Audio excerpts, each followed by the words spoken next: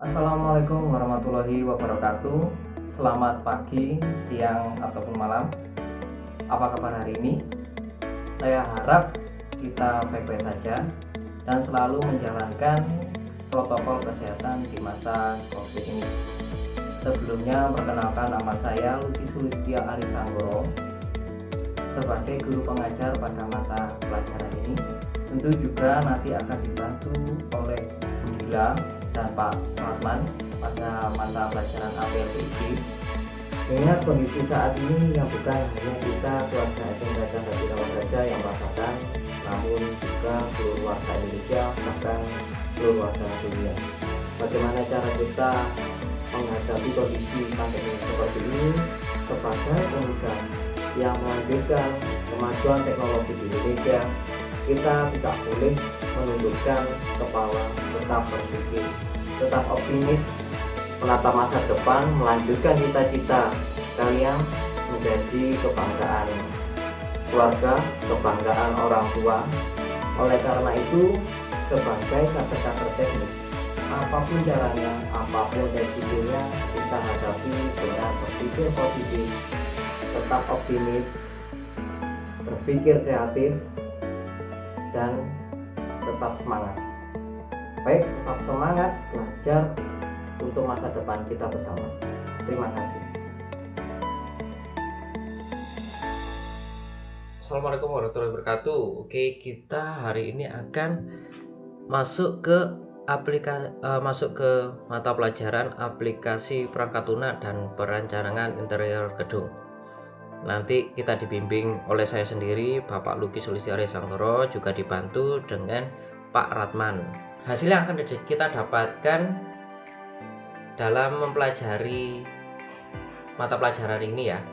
Itu pertama, kalian nantinya ketika bekerja di sebagai drafter yang spesifikasinya ke drafter arsitektur, ini sangat berguna karena ini adalah pelajaran dasar dalam mengenal interior arsitektur bangunan. Nah, itu yang pertama.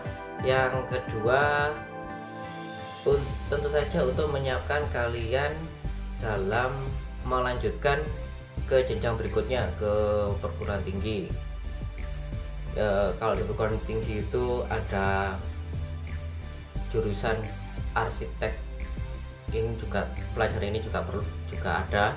Kemudian di jurusan interior arsitektur atau juga di desain produk, itu adanya di kampus ITS yang saya tahu, dan ada beberapa kampus lain yang ada penjurusan tentang desain produk. Oke, kompetensi apa saja yang akan kita pelajari? Pertama, menerapkan prosedur keselamatan dan kesehatan kerja. Yang kedua, memahami kebutuhan pekerjaan desain interior. Yang ketiga, memahami prinsip desain interior, menerapkan gaya dan tema. Kemudian memahami material ornamen dan bahan finishing interior. Kemudian menganalisis bahan finishing interior. Kemudian menganalisis material dan ornamen dekorasi interior, menerapkan gambar interior. Oke, kompetensi untuk menerapkan desain keselamatan dan kesehatan kerja.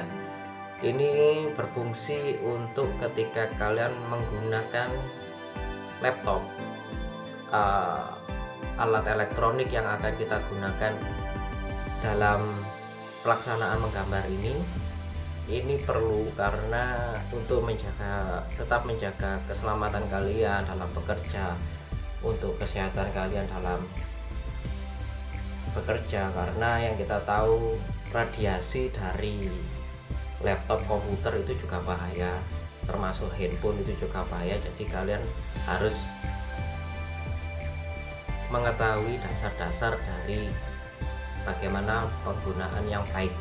Untuk berikutnya, tentang memahami kebutuhan pekerjaan desain interior. Jadi dasar dari mendesain interior itu perlu dipelajari tentang bagaimana penggunaan zona-zona. Di sini ada saya gambarkan sedikit tentang zona privat, semi publik, kemudian publik, semi privat, kemudian privat.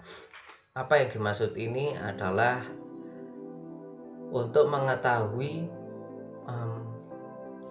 zona-zona yang mana untuk umum, mana untuk penghuni rumah, mana untuk penghuni kamar. Nah, seperti itu.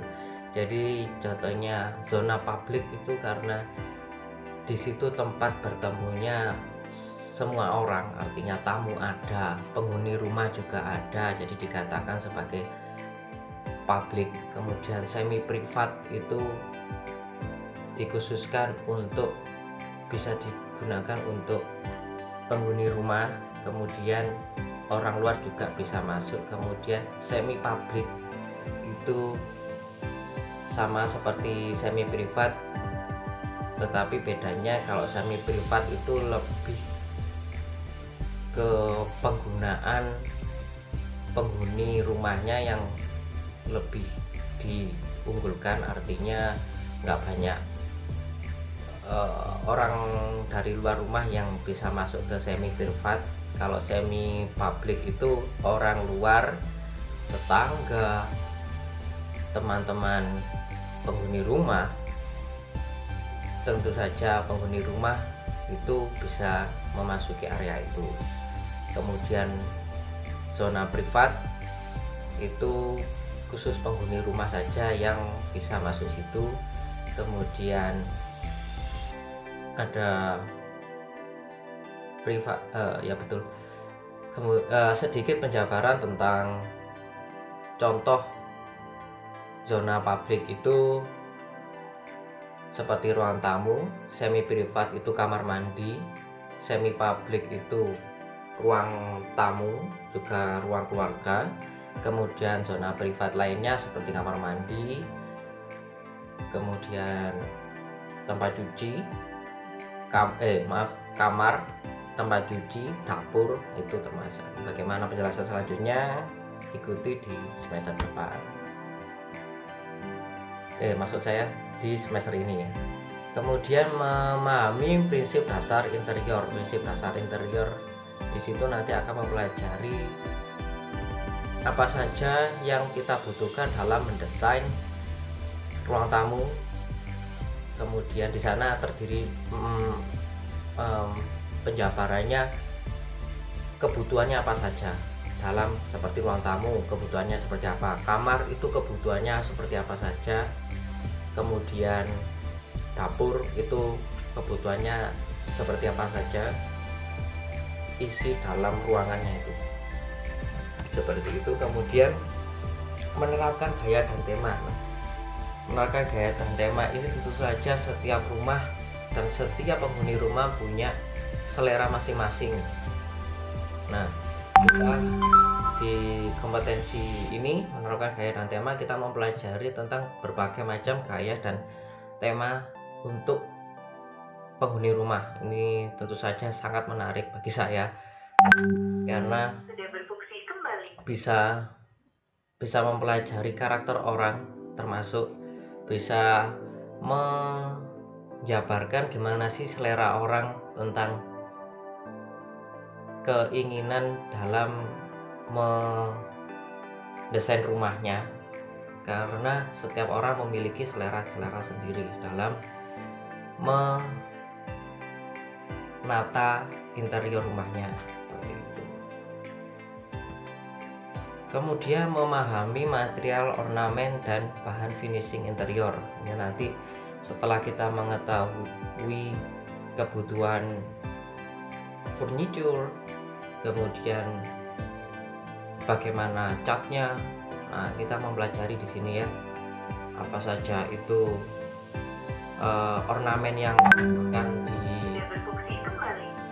di